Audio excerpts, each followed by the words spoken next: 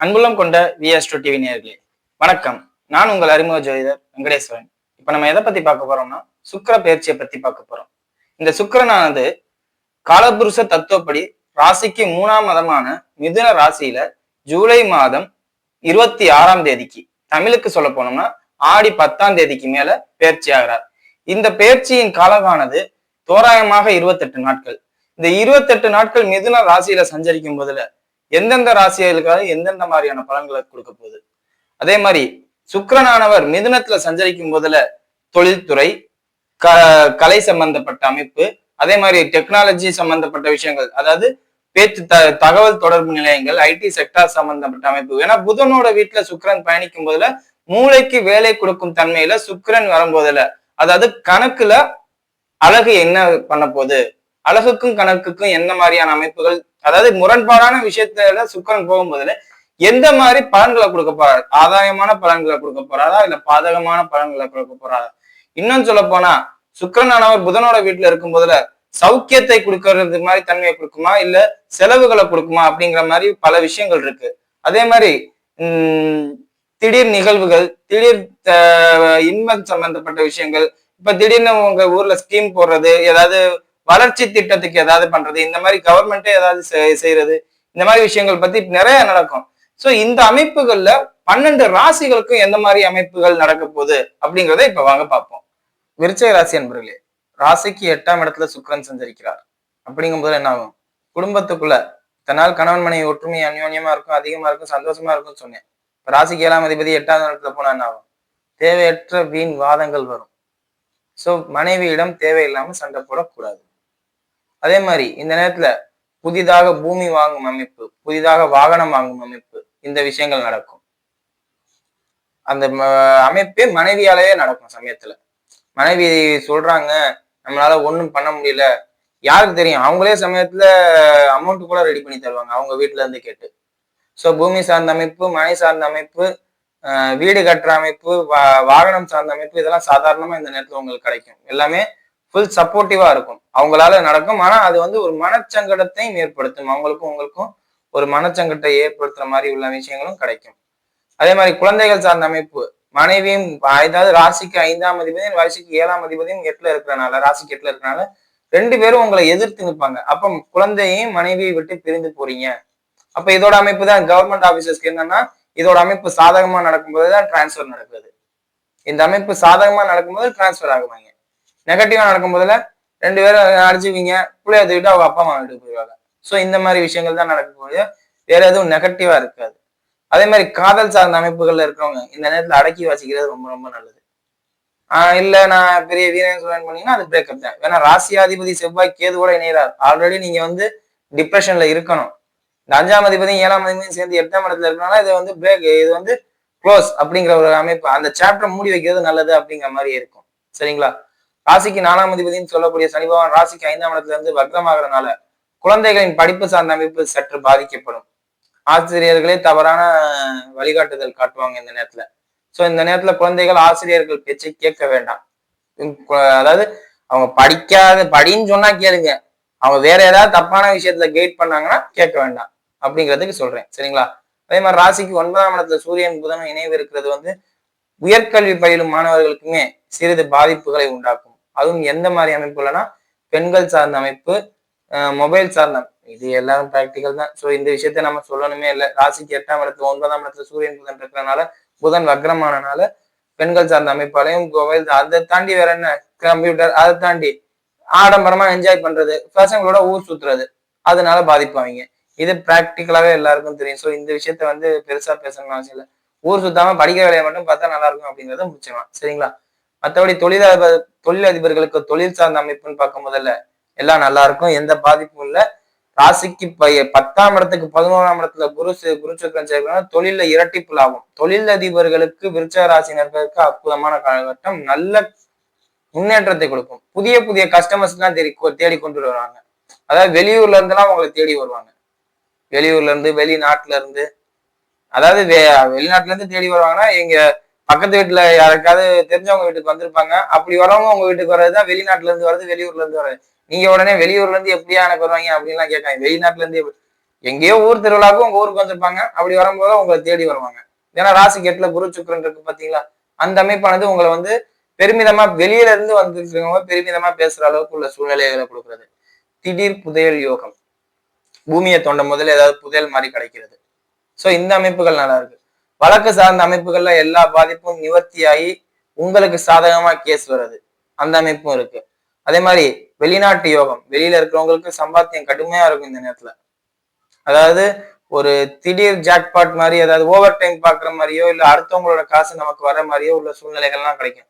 உங்க காசு உங்கள்கிட்ட இருக்குங்கிறதோட அடுத்தவங்க காசு இந்த நேரத்துல உங்க கைக்கு, நான் ஆரம்பத்திலே சொன்னேன் மாமனாரோட காசு கூட உங்கள்கிட்ட வரும், அதன் மூலியமா சொத்து வாங்கி போவீங்க. சோ அடுத்தவங்களோட பணத்தை இந்த நேரத்துல வாங்கிக்கிற விதி அமைப்பு அருமையா இருக்கு. எல்லாரும் ஆசைப்படுறது லாட்டரி யோகம். சோ அந்த யோகமுமே இந்த நேரத்துல இருக்கு. ஜனனகால ஜாதகத்தில் 8ஆம் இடம் வலுத்து, ராகு வலுத்து, சுக்கிரன் வலுத்து, இந்த 3 விஷயங்களும் நல்லா இருந்து 8ஆம் இடத்துல இப்ப கோச்சாரத்துல குரு சுக்கிரன் சேரும் போதுல லாட்டரி அடிக்கிறவங்க கண்டிப்பா பிரைஸ் அடிக்கும். சோ இந்த அமைப்பு இருக்கு, கோச்சாரத்துல இருக்கு. ஜனனகால ஜாதகத்துல இதெல்லாம் இருக்குன்னா நீங்க ஸ்டெப் எடுங்க. இல்லாட்டி தேவையில்லாத ஸ்டெப் எல்லாம் எடுக்க வேண்டாம். சரிங்களா? இப்ப வாங்க நட்சத்திர ரீதியான பலன்களை பார்ப்போம். விஷாக நட்சத்திரக்காரர்கள். விஷாக நட்சத்திரக்காரர்களை பொறுத்தவரை தாயார் இந்த நேரத்துல ரொம்ப அட்வைஸ் பண்ணுவாங்க. ராசிக்கு 8ஆம் இடத்துல குரு சுக்கிரன் இருந்தாலும் 4, 8, 12 ஆக்டிவேஷன்ங்கிற பேர்ல, அதான் அதுக்கு திரிகோண வீடுகளை குரு சுக்கிரன் இயக்குங்கிறனால தாயார் இந்த நேரத்துல ரொம்ப அட்வைஸ் பண்ணுவாங்க. என்னடா இது எப்ப பார்த்தாலும் அட்வைஸ் பண்ணிட்டு இருக்காங்க, டென்ஷன் ஆகுறீங்க.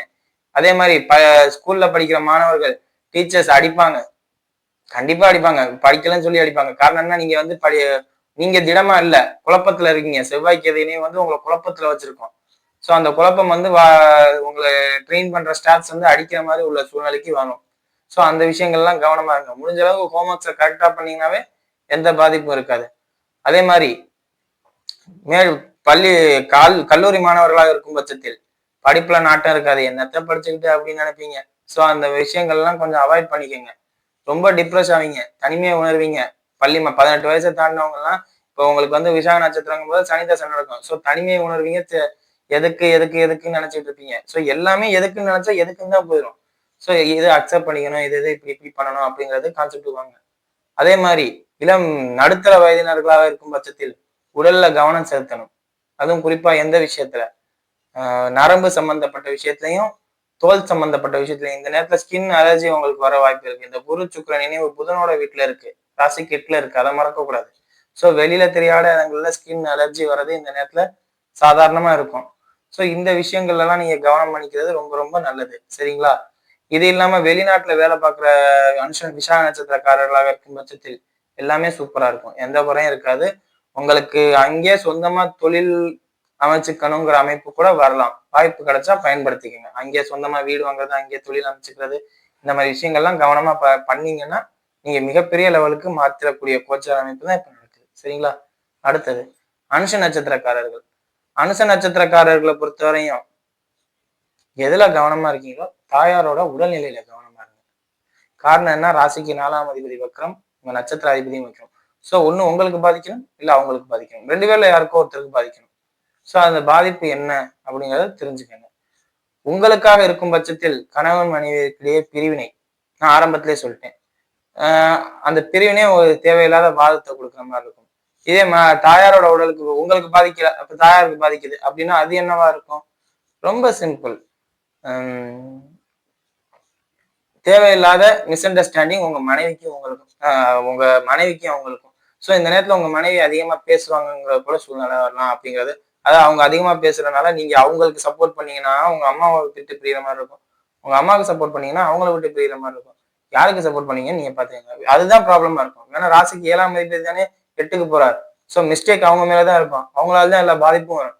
ஸோ இந்த விஷயத்த மட்டும் கொஞ்சம் கவனமா பாத்துக்கோங்க. அவங்க அதே மாதிரி 4ஆம் அதிபதி வக்ரமாகறாங்க. சோ 2 பேருமே நீ பெரியவனா நான் பெரியவனா, இந்த வடிவேல் கூட ஒரு காமெடி அடிச்சு காட்டு அப்படின்ட்டு, அந்த அடிச்சு காட்டுங்கிற கணக்கு போயிடும். நீங்க அடிச்சு காட்டுன்னு வேடிக்கை பார்த்தீங்கன்னாவே அந்த ப்ராப்ளம் சால்வ் ஆயிடும். நீங்க நான் பெரியவன் அப்படின்னு உள்ள போனீங்கன்னா 2 பேரும் அடிச்சுக்கிறதுக்கு உங்க 2 பேரும் பாதியா பாதியா பிச்சிருவாங்க. அந்த அளவுக்கு சூழ்நிலை வரும். காரணம் என்ன, செவ்வாயோட கேது இணைவு. நீங்களே போய் வாலண்டியரா மாற்றுறது எல்லா விஷயத்துலயும். முடிஞ்ச அளவுக்கு அவாய்ட் பண்ணிக்கோங்க. அவாய்ட் பண்ணாமலாம் இருக்க முடியாது, நீங்களே போய் மாட்டீங்க, நீங்களே அப்புறம் எல்லா ப்ராப்ளத்தையும் பேஸ் பண்ணி சரி பண்ணுவீங்க. அதெல்லாம் ஒரு மற்றபடி ஆழ்மன எண்ணங்கள் நல்லா இருக்கும். இளம் வயதினர்களா இருக்கும் பட்சத்தில் காதல் சார்ந்த அமைப்புகள் பெரிய பெரிய பிரச்சனைகள் எல்லாம் உருவாக்கும். ஒரு சிலருக்கு அந்த என்னமோ சொன்னாங்க ரெஜிஸ்டர் மேரேஜ், அந்த ரெஜிஸ்டர் மேரேஜ் எல்லாம் பண்ணணும் அப்படிங்கிற ஐடியாலாம் வரும். அவசரப்பட்டு எந்த முடிவும் எடுக்காதீங்க. அப்புறம் முடிவு எடுத்துட்டு மாட்டிக்கிட்டோமேனு முழிக்காதீங்க. சரிங்களா? ஸோ இந்த விஷயங்கள்லாம் ரொம்ப அமைதியா இருக்கிறது ரொம்ப ரொம்ப நல்லது. அதே மாதிரி பெற்றோர் சம்மதம் இல்லாம எந்த ஒரு வேலையும் பார்க்காதீங்க. துணிச்சல் கடுமையா வரும். அறியாமையால் செய்கிற துணிச்சல் தானே எல்லாம். செவ்வாய்க்கு எது இணைங்கிறது அறியாமையால் செய்யும் துணிச்சல். இந்த துணிச்சல் பாதிப்பை எக்கச்சக்கமா கொடுக்குங்கிறது ஒரு இயல்பு இளம் வயதினர்களுக்கு. ஸோ அவசரப்படக்கூடாது. சரிங்களா? மற்றபடி 40, 50 வயது கணவர் தவறாக இருக்கட்டும், நோயெல்லாம் எந்த பாதிப்பும் இல்லைங்க. நோயெல்லாம் தெளிவா இருக்கு.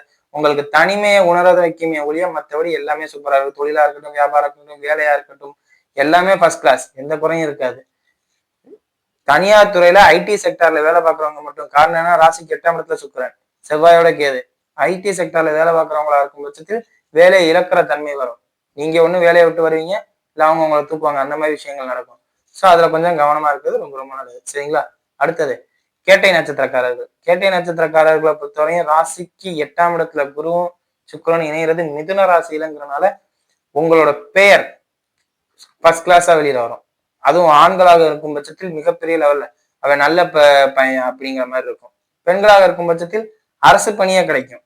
அரசு பணியை எந்த துறையில, அது முக்கியம்ல, பேங்கிங் செக்டாரா இருக்கும், இல்லாட்டி டீச்சிங் செக்டாரா இருக்கும். ஏன்னா இந்த 2 துறை தான் உங்களுக்கு கரெக்டா வரும். பெண்கள் பேங்கிங் செக்டார்லயும் டீச்சிங் செக்டார்லயும் அப்ளிகேஷன் போட்டு ரொம்ப நாள் நான் வெயிட் பண்ணிட்டு இருக்கேன். இந்த நேரத்துல கிடைக்கும். பேங்கிங், டீச்சிங், இந்த 2 லைன்ல. அதே மாதிரி ஃபினான்ஸ் செக்டர் ரிலேட்டடா இருக்க ஜென்ஸா இருந்தாலும் சரி, லேடிஸா இருந்தாலும் சரி, அவங்களுக்கு வருமானம் இந்த நேரத்துல கிடைக்கும். ஏன்னா ராசிக்கு 8ஆம் இடம் தான் ஃபினான்ஸ்ல குரு சுக்கிரன் சேரும்போது அவங்களுக்கு ஃபினான்ஸ் ரிலேட்டடா கொடுக்கல் வாங்கல் சூப்பரா இருக்கும். ட்ரேடிங், இந்த நேரத்துல ட்ரேடிங்ல நீங்க சம்பாதிக்கலாம். ராசிக்கு 8ஆம் இடத்துல இருக்கனால இந்த குருட்டு பணம், அறிவால் சம்பாதிக்கக்கூடிய பணங்கள்லாம் நல்லா வரும். கமிஷன் தொழில், 2 பேருக்கு பேசி விடுறனால, நடுவுல பேசி விடுறனால லாபம் கிடைக்கிறது. இது மூலியமா உங்களுக்கு லாபம் வரும். அதே மாதிரி கார் நீங்க வாங்க மாட்டீங்க, வித்து தருவீங்க. ஷோரூம் மேனேஜர்ஸா இருக்கிறவங்களுக்கு அற்புதமான காலகட்டம். அவங்களுக்கும் நல்லா இருக்கும். ஷோரூம் மேனேஜரா இருக்கவங்க, மற்றபடி வேற என்ன, அந்த கால்நடை சம்பந்தப்பட்ட அமைப்புல இருக்கவங்களுக்கு எல்லாம் நல்லா இருக்கும். வீடு கட்டி கொடுக்குறவங்க, building engineers, building contractors, building engineers சார்ந்த அமைப்புல இருக்கவங்களுக்கும் ரொம்ப ரொம்ப நல்லா இருக்கும். எந்த குறையும் இருக்காது. அதே மாதிரி திருமணம் சார்ந்த அமைப்பு இப்போதைக்கு எதுவும் பேச வேண்டாம். குரு சுக்கிரன் நினைவானது இம்சைக்கு தான். அதாவது உங்களுக்கு குருவும் ஆகாது, சுக்கிரமும் ஆகாதுன்னா அது உங்க நட்சத்திரத்துக்கு தான். குரு சொல்றவரு, நீங்க சொல்லி கொடுக்குறவருக்கே சொல்லி கொடுக்குறவங்க, உலகமாக புத்திசாலி. சுக்கிரன்ங்கிறது சந்தோஷம். சுக்கிரன் நீச்சமாகிறதே கன்னி வீட்டுல தான். ஸோ உங்களுக்கு இந்த குரு சுக்கிரன் நினைவானது எல்லாத்தையும் கொடுக்கும். ஆனா அதை நீங்க உபயோகப்படுத்திக்க மாட்டீங்க அப்படிங்கிறது தான் உண்மை. சரியான உபயோகப்படுத்த தெரிஞ்சவங்க உபயோகப்படுத்திடுவாங்க. ஜனனகால ஜாதகத்துல ராகு தசை, ராகு புத்தி உள்ளவங்க சரியா உபயோகப்படுத்திடுவாங்க இதை. மற்ற எல்லாரும் அதை வேஸ்ட் பண்ணிடுவீங்க. காரணம் என்ன, ராகு எல்லாத்துக்கும் ஆசைப்படும். கேது தசையெல்லாம் வரவங்களுக்கு சுத்தமா எதுவும் பண்ண மாட்டீங்க. அது பாட்டு வந்துட்டு போகுது அப்படின்ட்டு போயிருவீங்க. அதை ஒரு சீப்பா நினைச்சிட்டு போயிருவீங்க. புதன் தசை எப்பவுமே ஆசைப்படாது. புத்திக்கு மட்டும்தான் மதிப்பு கொடுக்கும். பணத்துக்கு மதிப்பு கொடுக்கும், புத்திக்கு மதிப்பு கொடுக்கும். வேற எதுவும் பண்ணாது. தவறுக்கு செய்யாது. ராகுவும் சனியும் தப்பா இருந்தா, சனி கூட இல்ல, ராகு தப்பா இருந்தா நான் வாட அடிச்சு நகர்த்திட்டு போயிட்டே இருக்கலாம் அப்படிங்கிற ஒரு தன்மைக்கு வரும். ஸோ இந்த விஷயங்கள்லாம் உங்களுக்கு வாழ்க்கையில பாத்துக்கங்க. சரிங்களா? வீடியோ இப்பதான் ஃபர்ஸ்ட் டைம் பார்க்கறதா இருந்தா லைக் பண்ணுங்க, ஷேர் பண்ணுங்க, கமெண்ட் பண்ணுங்க. சேனலை மறக்காம சப்ஸ்கிரைப் பண்ணுங்க. வேற எதுவும் ஜோதிட ஆலோசனைக்கு கீழே உள்ள நம்பருக்கு கால் பண்ணுங்க. நன்றி.